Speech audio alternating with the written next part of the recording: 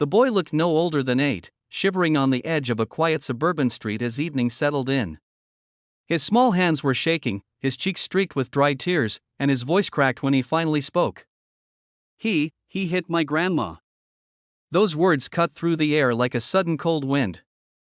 No one expected them to hear it, least of all the group of motorcycle riders who had just stopped nearby for a break during their charity ride. Their engines had barely cooled when the child's trembling voice reached them.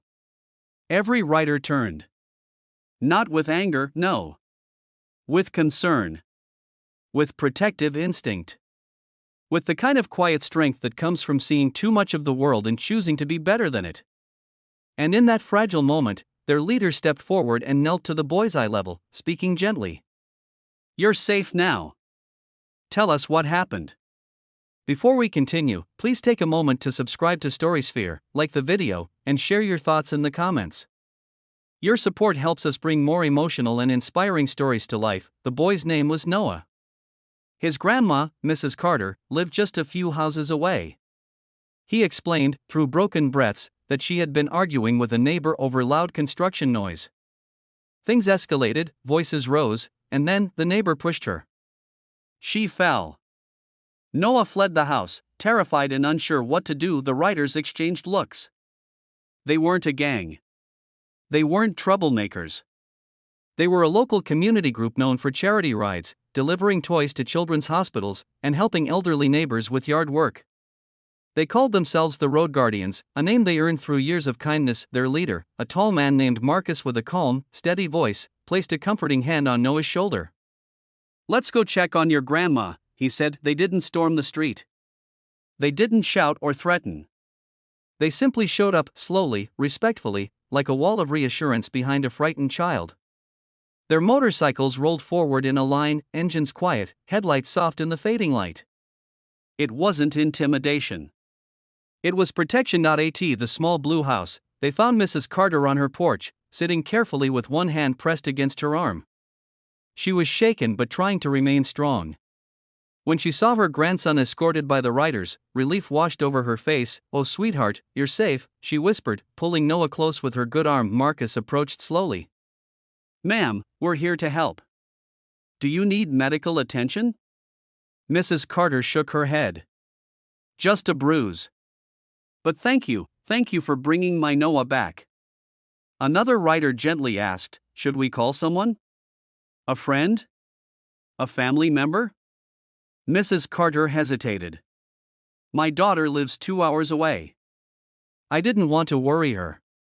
One rider, a woman named TJ, stepped closer.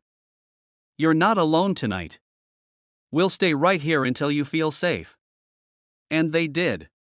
They pulled chairs from their bikes, sat quietly on the porch, and kept Noah company while Mrs. Carter rested.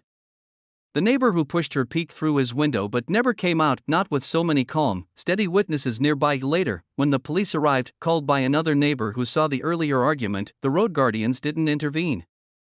They didn't escalate. They simply explained what Noah had told them, what they saw, and let the officers handle the rest. Mrs. Carter felt seen. Heard.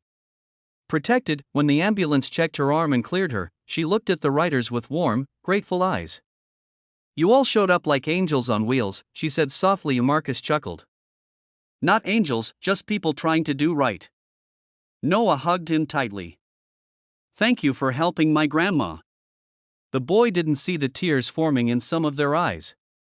Tough-looking bikers, touched by the innocence of a child who just wanted his grandmother safe. Before they left, TJ knelt beside Noah. "Remember this, kiddo, kindness is stronger than fear. And you did the right thing running for help." Mrs. Carter added, "You riders, you brought peace to my home tonight."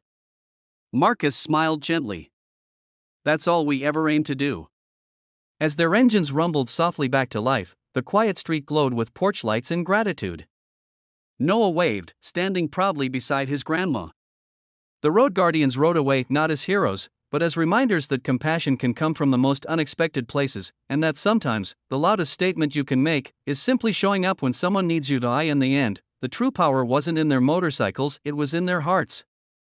And their kindness turned one frightened child's night into a memory of safety, unity, and hope. If you'd like, I can also generate white heavy checkmark 5 cinematic image prompts, white heavy checkmark SEO description, white heavy checkmark keywords plus hashtags. Just let me know.